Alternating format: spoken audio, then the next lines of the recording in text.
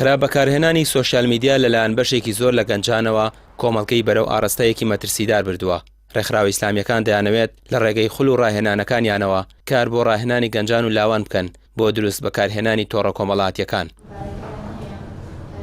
لێرە وەرکشۆپێک سازکراوە و کەسانی شارەزا لە بواری پەروەردە چەند ڕاهێنەرێک پێدەگەێنن کە کار لەسەر دروستکردنی گەنجان بکەن. ئێستا بەعام باسی قەیرانی دارایی و سیاسی و ئەوانەکە بەس ئێمە زۆرترین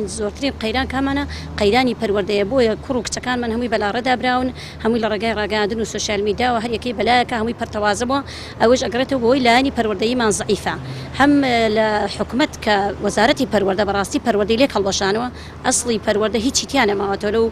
کەمە منهەجەی کە ئەخوێنێ و کە هەیە لایەنی پەروەردەیی فرامۆش کراوە هەمووی بە سیاسی و بە شەخسی کراوە بۆیە گرنگە ئێمە هەمومان بگەڕێنەوە بۆ پەروەردەجا هەر یەکەمان لە چمکێکەوە هەر یەکەمان لە شوێنی خۆمانەوە لە فەرمانگەیەکی مامۆستایەکی دکتۆرێکی ئەبی ئێمە هەوڵدەی لایەنی پەروەردەیی سەرەتا لایەنی پەروەردەیی خۆمان بەهێزکەین هەر وەکو قورئان دەربارەیەوە هاتوتە خوار و پێغەمبەری خوا صلی الله علیه و سلم کە سەرەتا لە ماڵ و مناڵی خۆی دەستی پێ بکە ئەبی ئێمە بەڕاستی هەمومان لە ماڵ و مناڵی خۆمانەوە لە خێزانەکانمانەوە لە کوڕ و کچەکانی خۆمانەوە دەست پێ بکەین ئەنجا بتوانین پەرش و بڵاوی بکەین بۆ دەوروبەرەکەمان ئەگەر وانەکەین بەڕاستی لێمان وەرناگیرێ و گرنگە هەمومان ئەرکی سەرشانمانە واجبی سەرشانمانەکە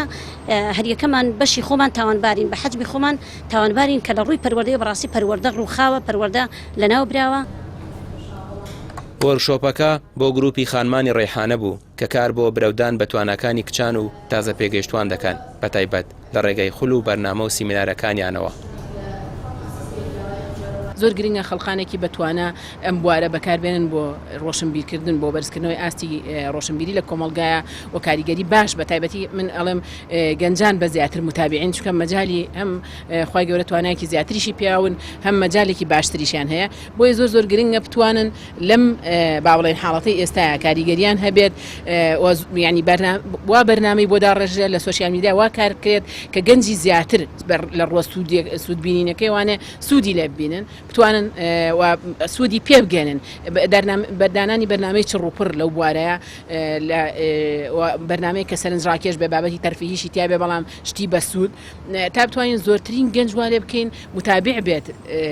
باڵێن ئاگادار بێ بەکاری بێنێ بەڵام بەلایەنە چاکەکەی بەکاری بێنێ و ئەو زەر و زیانەی کە ئەمڕۆ سۆشیال میدیا کاریگەری دروست کردو لە بەهدەردانی کاتێکی زۆر و توانایەکی زۆر توانین لەوە دەرچین لەو کێشە گەورە ئاڵۆزەی دەرچین کە گەنجی ئێستا بەداخەوانێ هەمووی هیلاکە ماندووە بەڵام بێسوود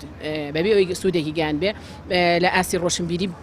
ڕۆشنبیری پێبەرز بوو بێتەوە نە لە گرفت و کێشەکانی کۆمەڵگا وەکو پێویست تێگەیشت بێ و ینی ئەم هاوڵدانە بەڕاستی خەڵقانی بەتوانەوە بە ئەزممویەوێت. ڕێکخراوە ئیسلامیەکان لەم تەنگەژە گەورەی دژی ئاینی ئیسلام و بەلا ڕێدابردنی گەنجان دروست بووە دەیانەوێت گەنجان و لاوان لەم ئاراستە خراپە دوور بخەنەوە چونکە ئاراستەیەکی خراپ هەیە بەتایبەت کار لەسەر لاوان دەکات و دەیانەوێت کۆمەڵگەیەکی داڕوخاو لە ئەخلاق و با کۆمەڵاتیەکان بنیاد بنێن. ڕامیار عوسمان کەناڵی پەیام